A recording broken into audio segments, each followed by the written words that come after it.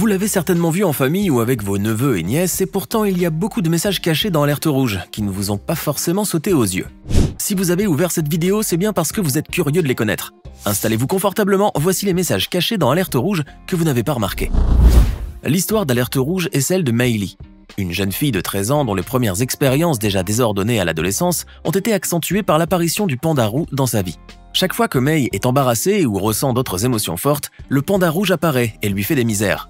Dur de mener une vie normale avec ça, d'autant plus que cela se traduit par des situations très gênantes à l'école et à la maison.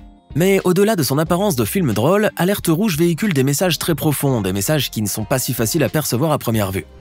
D'abord, le principal message que les réalisateurs du film d'animation ont voulu véhiculer à travers Alerte Rouge, c'est celui de l'acceptation de soi.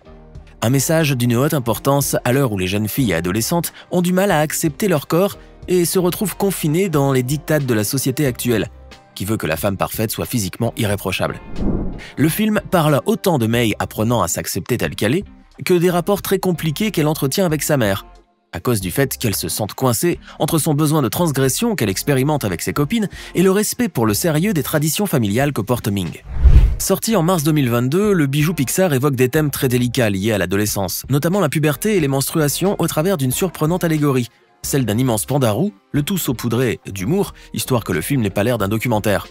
En effet, le dessin animé entier s'évertue à déstigmatiser les joies de la puberté à travers Mei qui se retrouve tiraillée entre ses passions et les exigences et attentes un peu trop drastiques de sa mère, dont elle est très proche mais avec qui elle a énormément de conflits.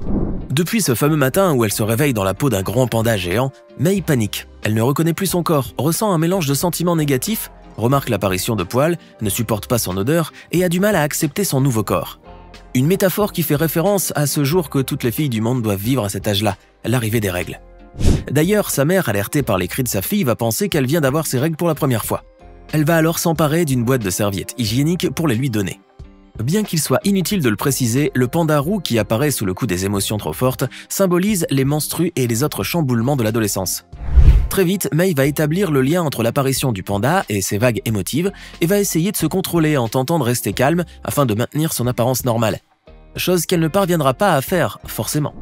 Le panda roux est ici comme un secret qu'on ne va pas révéler avant l'âge adulte, à l'instar de cette période très critique que toutes les jeunes filles doivent un jour connaître, et que, à force de surprotection, n'ont pas été préparées psychologiquement à l'affronter. Au fur et à mesure que le film avance, celui-ci dépeint toutes les montagnes russes émotionnelles par lesquelles passe Mei, car le film n'aborde pas uniquement la question des menstruations et des changements physiques, mais aussi de l'intensité caractéristique de cet âge ingrat. Il est donc possible de considérer que la taille impressionnante du panda roux, mais aussi sa puissance, symbolise l'intensité des émotions qui surviennent durant l'adolescence et qui sont imprévisibles par moments. L'adolescence étant surtout une période de changement hormonal et de bouleversement émotionnel, cela pousse l'adolescent à sortir de ses gonds et à se transformer d'un point de vue comportemental, jusqu'à ce que l'entourage en arrive à ne plus le reconnaître. Cela ne concerne pas Mei uniquement, mais aussi ses copines qui ont le même âge qu'elle et qui traversent à leur manière la même période. Elles ont aussi besoin de temps et de soutien pour apprendre à s'accepter telles qu'elles sont, tout en essayant de canaliser leur trop-plein d'émotions pour pouvoir devenir des adultes équilibrés d'un point de vue émotionnel. D'ailleurs, la relation de Mei avec ses copines est très mise en évidence dans le film. Ensemble, elles se portent un amour inconditionnel et une grande complicité qui va servir Mei à contrôler et estomper ses débordements émotionnels puisqu'il lui suffit de penser à elle pour se sentir soudainement plus calme, acceptée et sereine. Et si on regarde bien, on remarque que les principaux conflits qui attisent la colère et les fortes émotions de Mei sont les rapports conflictuels qu'elle a avec ses parents, et particulièrement avec sa mère, cette dernière étant très protectrice comme l'était sa propre mère avec elle. Bien que dans Alerte Rouge, la relation entre la mère et la fille semble être au beau fixe, les choses ne le resteront pas. Si les deux femmes semblent s'entendre au début, c'est pour davantage souligner le fossé qui va se creuser entre elles, dès l'arrivée du panda. Depuis ce grand bouleversement dans sa vie, Mei va commencer à se sentir éloignée de sa mère, alors que la puberté et l'adolescence s'installent et qu'elle doit au contraire être plus proche d'elle pour mieux embrasser cette période délicate.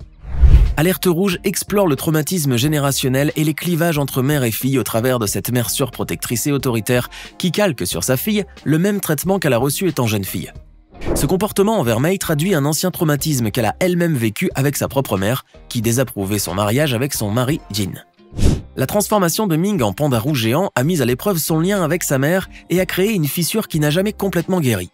Mei revit donc la même chose avec sa mère, dont elle veut le plus l'acceptation, mais les choses ne sont pas si faciles pour elle et Mei ne se sent pas vraiment vue. Ming, de son côté, ne sait pas gérer et accepter les changements que traverse sa fille, d'où l'énorme distanciation qui s'opère entre les deux personnages.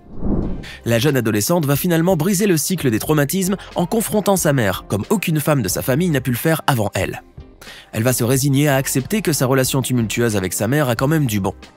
Et bien qu'elle ne sera plus jamais la fille dont Ming a toujours rêvé, elle fera tout son possible pour rester proche de sa mère dans une certaine mesure. Mei va donc s'affranchir des règles qui lui ont été strictement imposées par sa famille, et dulcifier les angles et intégrer ses passions et valeurs à son identité. Pour être plus concret, elle va crier haut et fort son amour pour la musique pop et assumer qui elle est réellement, tout en cherchant son rôle et son but, autre que celui d'être parfaite aux yeux de ses parents.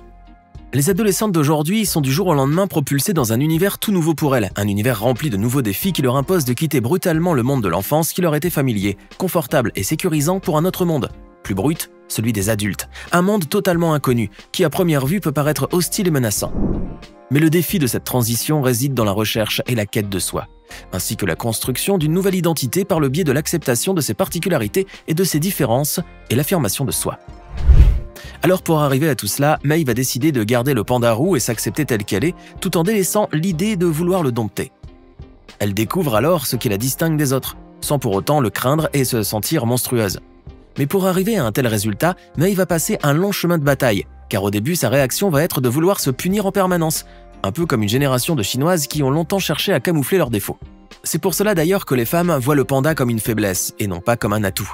Mei va alors instinctivement adopter le même comportement et faire la même chose que ses aïeuls. L'adolescente va commencer à étouffer, à prendre sur elle, à tenter de canaliser ses émotions et à faire disparaître le panda de sa vie, jusqu'à ce qu'elle n'en puisse plus et qu'encouragée par ses copines, va décider un jour de garder son panda roux et surtout apprendre à l'apprécier.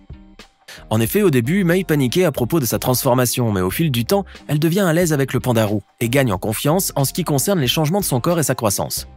Tandis que d'un autre côté, Ming, sa grand-mère et ses tantes vivaient toujours sous la menace du panda roux et des troubles émotionnels qui l'accompagnaient.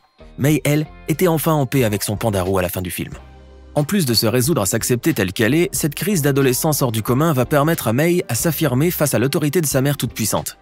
Cela va heureusement porter ses fruits, car la mère va pour une fois se faire de l'autocritique et se remettre en question par rapport à son comportement envers sa fille.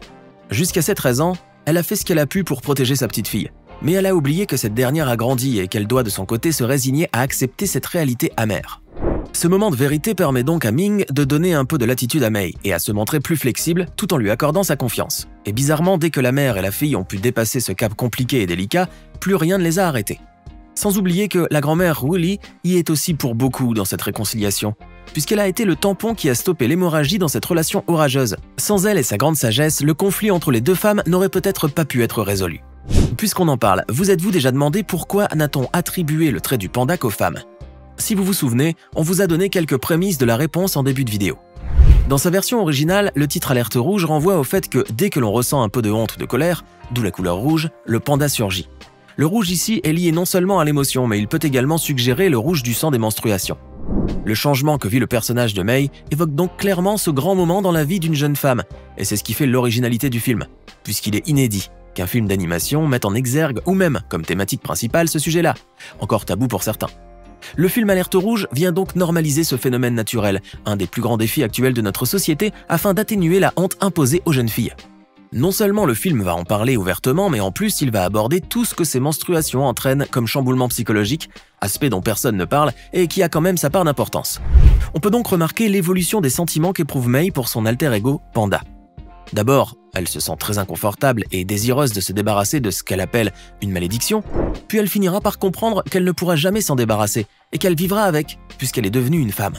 Elle va en apprendre à en faire sa puissance et à transformer ce panda dérangeant en une force, quelque chose d'unique qu'elle doit se chérir et d'accueillir comme un cadeau de la vie, puisque les menstruations n'ont pas que du mauvais, et qu'à y réfléchir, c'est à travers elles que les femmes peuvent procréer.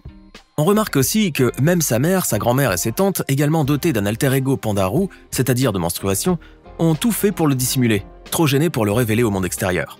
Et puisque l'on parle ici d'un panda de 2 mètres de haut, c'est quelque chose d'impossible à cacher. Vous saisissez un peu la subtilité du message véhiculé ? En somme, le film suggère que les règles ne devraient plus être tabous ou sujets de honte pour les femmes, mais elles devraient être accueillies et surtout acceptées. Le film Alerte rouge véhicule donc plusieurs messages cachés, subtilisés dans des images allégoriques, et principalement à travers le panda roux. Il enseigne des leçons cruciales sur l'indépendance, le changement, l'acceptation de soi, le tout à travers un style humoristique et une ambiance unique. Maintenant, dites-nous dans les commentaires ce que vous pensez de ces messages cachés dans l'alerte rouge et n'oubliez pas de vous abonner et de cliquer ici pour regarder une autre de nos vidéos.